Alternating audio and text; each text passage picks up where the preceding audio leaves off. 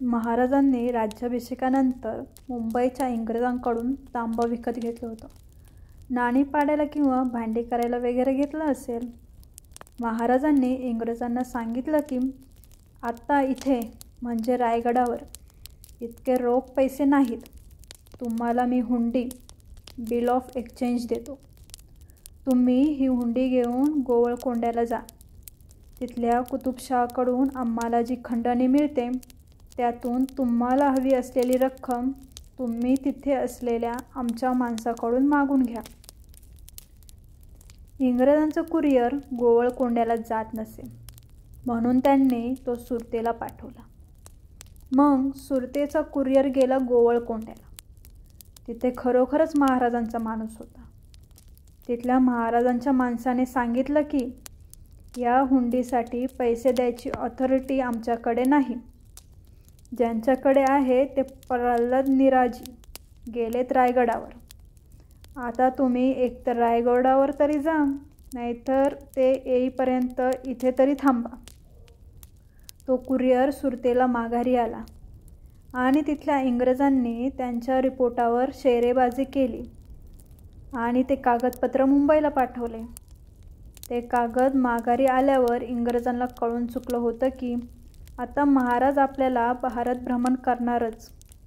त्यामुळे इंग्रजांनी ठरवलं की आता रायगडावरच जायचं. म्हणून त्यांनी त्यांच्या दुभाष्य असलेल्या नारायण शेणवी याला रायगडावर पाठवलं. नारायण शेणवी जेव्हा रायगडवाडीला आला तेव्हा त्यांना कळलं की महाराज गडावर नाहीतच. म्हणून चौकशी केल्यानंतर त्याला कळालं की महाराज कधी येतील हे काय नक्की कुणालाच माहीत नाही. म्हणून त्याने गडावर स्वराज्याचे पंतप्रधान असलेल्या मोरोपंत पिंगळे यांना भेटायचं ठरवलं. मोरोपंतांनी त्याला चांगलं महिनाभरच खाली थांबवून ठेवलं. खूप काम आहे अशी सबब दिली त्याला. मग 1 महिन्याने त्याला रायगडावर बोलवलं. मग ह्या नारायणने शेणव्याला सगळी हकीकत सांगितली आणि म्हणाला की मला प्रल्हाद निराजींना भेटायचे म्हणून. मोरोपंत म्हणाले, बरोबर आहे तुमचं. निराजी एका बैठकीसाठी इथे आले होते पण आता ते परत गेलेत. शेणवी म्हणाला, आम्ही पुन्हा पुन्हा गोवळकोंड्याला जाणार नाही. तुम्ही मला इथेच पैसे द्या आणि मोकळं करा. मोरोपंत म्हणाले, अहो रायगडावर पैसे नाहीतच म्हणून तर तुम्हाला सांगितलं ना. शेवटी थोड्या वादानंतर मोरोपंत म्हणाले की आम्हाला इंग्रजांशी व्यापारी संबंध ठेवायचे आहेत. म्हणून स्वराज्याचा पंतप्रधान म्हणून मी तुम्हाला एक उपाय सुचवतो. अलिबागला आमचे जे कोठार आहे तिथे तिथली प्रजा जो आम्हाला कर स्वरूपात नारळ, सुपारी, भात वगैरे देते. तुम्हाला हवे असलेल्या पैशा इतकी ती पोती तुम्ही तिथून उचला. आता या शेणव्याला असं स्वीकारायचा अधिकार नव्हताच. मोरोपंत म्हणाले, सावकाश मुंबईला जा आणि तुमच्या वरिष्ठांना विचारून या. तो परत मुंबईला आला. त्याला बघताच तिथल्या अधिकाऱ्यांना खात्री झाली की याच्या हाती काहीच लागले नाही. शेणवी त्या अधिकाऱ्यांना म्हणाला की अहो महाराज नाहीचे तिथे आणि पिंगळे म्हणतायत की भात, सुपारी वगैरे घेऊन जा. त्यावर तो इंग्रज अधिकारी म्हणाला, अरे हे देतो देतो म्हणतील आणि ऐनवेळे जनतेला सांगतील की अलिबागला तुम्ही पोती टाकू नका. तू एक काम करत.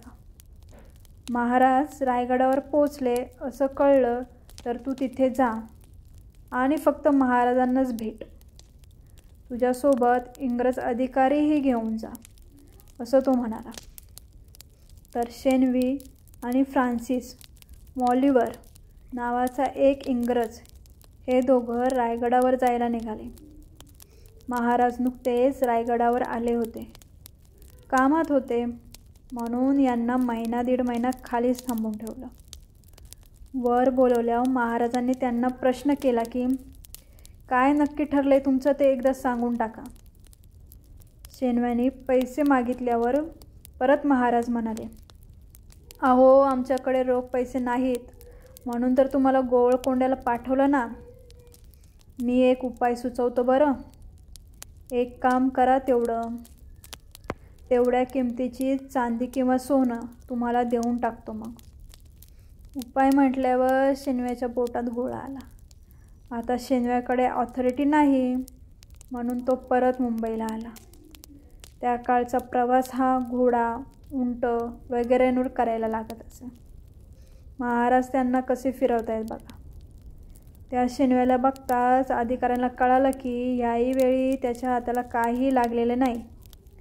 या काळात तो मौलीवर रायगडावरच थांबला आणि काही जमतंय का याचा प्रयत्न करू लागला. पण त्याला कसलं जमतंय. 15 दिवसांनी तो देखील परत आला. मौलीवरने त्याच्या टूर रिपोर्टमध्ये लिहून ठेवलंय, I got nothing but hollow promises. मला पोकळ आश्वासनांखेरीज काहीच मिळाले नाही. तो इंग्रज अधिकारी शेवटी वैतागला आणि शेणवी आणि मौलीवरला म्हणाला की आता जे मिळतंय ते घेऊन या, नाहीतर नंतर काहीच हाती लागणार नाही. नारायण शेणवी परत रायगडावर जायला निघाला. परत त्याला महाराजांनी महिनाभर पायथ्याशी थांबून ठेवले. वर आल्यावर महाराज चढत्या स्वरात म्हणाले, काय ठरतंय का तुमचं. शेणवी म्हणाला की काही द्या महाराज, काहीही द्या. महाराज एकदम शांतपणे म्हणाले की तसं नाही, मला कळलं पाहिजे नक्की सोनं पाहिजे की चांदी पाहिजे ते. शेणव्याच्या पोटात पुन्हा गोळा आला, पण तो म्हणाला, महाराज काहीही द्या. महाराज मोरोपंतांना म्हणाले की याला जामदार खाण्यात घेऊन जा आणि चांदी देऊन टाका आणि हे सगळी हुंडी वगैरे प्रकरण मिटलं असं लिहून घ्या. आता मोरोपंतांनी शेवटची कामगिरी बजावली. ते म्हणाले, इथे रायगडावर चांदी 28 रुपये प्रतिशेर आहे बरं का. शेणवी चमकलाच.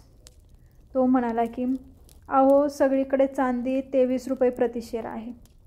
आता हा भाव जाणून घेण्यासाठी परत मुंबईला जायची हिंमत शेणव्यात नव्हतीच. त्याने ती चांदी घेतली.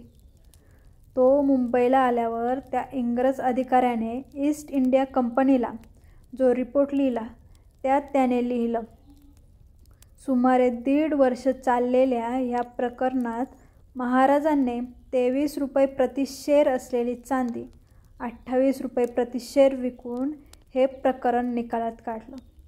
या सगळ्या व्यवहारात आपल्याकडे 22.5% तोटा झालेला आहे.